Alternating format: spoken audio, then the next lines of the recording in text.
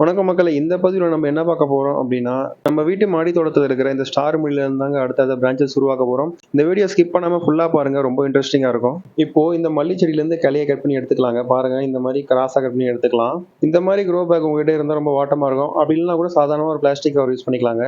இப்போ இந்த சின்ன க்ரோ பேக்ல நம்ம எப்பவும் போல மண்புழு உரம் கொக்கோபீட் மட்டும் தாங்க சேர்த்திருக்கோம். எதனால அப்படின்னா, நமக்கு ஈரப்பதம் ரொம்ப அவசியங்க, அதுக்காக தான். இப்போ நம்ம இந்த மல்லி செடியில இருந்து கட் பண்ண கிளையை எடுத்துக்கலாங்க. எடுத்துக்கிட்டு இப்போ நம்ம மாடி தோட்டத்தில் ஆலோவேரா இருந்துச்சு அப்படின்னா அதுல இருந்து ஒரு சின்ன பீஸ் கட் பண்ணி எடுத்துக்கிட்டு இந்த ஜெல்லை ஃபுல்லாக நம்ம நல்லா அப்ளை பண்ணி விட்டுருலாங்க. எதுக்காக இந்த ஆலோவேரா ஜெல் அப்ளை பண்றோம் அப்படின்னா, நமக்கு நல்லா ஈரப்பதம் தக்க வைக்கிறதுக்காக தாங்க. இப்போ ஃபாஸ்ட் ரூட்னு சொல்லக்கூடிய இந்த பவுடர் தாங்க நம்ம நல்லா அப்ளை பண்ணி விட்டு போறோம். இந்த ஆலோவேரா ஜெல் நம்ம இதில் தடவி இருக்கிறதுனால இதோட பவுடர் நமக்கு நல்லா அதில் அப்ளை ஆகும். ஆக்சுவலாக இந்த ஃபாஸ்ட் ரூட்னு சொல்லக்கூடிய இந்த பாக்ஸ் நம்ம இதில் காமிக்க முடியலங்க. நம்ம ரிலேட்டட் வீடியோவில் கொடுத்துருக்கோம், நீங்க போய் அதில் செக் பண்ணி பாருங்க அந்த பாக்ஸ் நமக்கு எப்படி இருக்கும் அப்படின்னு சொல்லிட்டு. இப்போ இந்த மண்ணில் இந்த பவுடரை கொட்டி விட்டுக்கலாங்க. பவுடரை ஃபுல்லாக கொட்டி விட்டதுக்கு அப்புறம் நம்ம கட் பண்ணி வச்சிருக்க இந்த மல்லி செடியை இதில் நல்லா வச்சு விட்டுக்கலாங்க. வச்சு விட்டுட்டு சைடில் நல்லா அமுக்கி விட்டுக்கலாங்க. அமுக்கி விட்டுட்டு கொஞ்சம் நம்ம மண் தேவைப்பட்டாலும் நம்ம மண் போட்டு விட்டுக்கலாம்.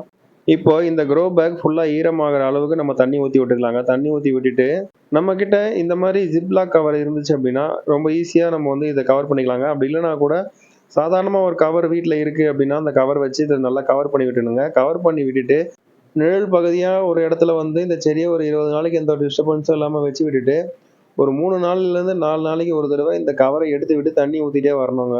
ரெகுலராக இந்த மாதிரி பண்ணிட்டு வர்றதுனால நம்மளுக்கு ஒரு 25 டேஸில் வேர் பிடிக்க ஆரம்பிச்சிருங்க. வேர் பிடிக்க ஆரம்பிச்சிச்சு அப்படின்னா நம்ம சைட்லேருந்து கிளைகள் வர ஆரம்பிச்சிடும்.